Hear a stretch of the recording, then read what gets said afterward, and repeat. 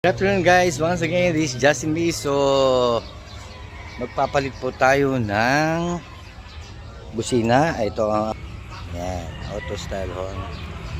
So sa pagkakaalam po at sa mga napanood ko na video, hindi na kailangan gamitan pa ng relay kasi may sariling relay na to sa loob.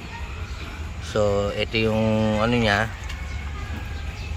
yung busina niya sa loob. Tinanggal ko to, yan, tapos bumili ako ng mga pin, yan, yung mga pin tayo yan, tsaka yung wire talaga na ginagamit pang sasakyan, yan yung ginamit ko.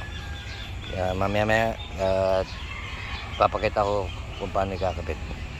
Okay, see you later. One moment inside. Okay guys, yan ang ginawa ko.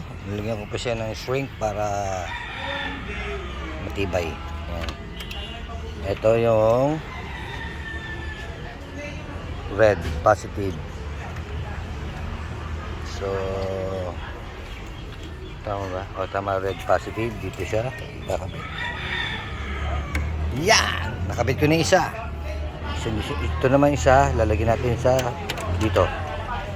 Ground, sa ground niya. Ayan, dyan makakabit mo dyan dito. Isa lang kinabit ko kasi pag dalawa baka mas malakas, yung isa reserva lang yun. Sakaling magka-problema yung isa, may pampalit pa tayo. Okay? Ito yung 500. Ayan, 500. Yung isa 400, yung isa 400. Okay?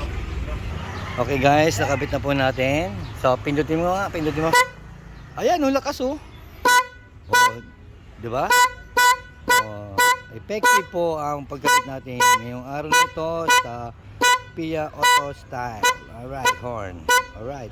Okay. Okay na, Yor. Thank you very much. See you again. Ciao.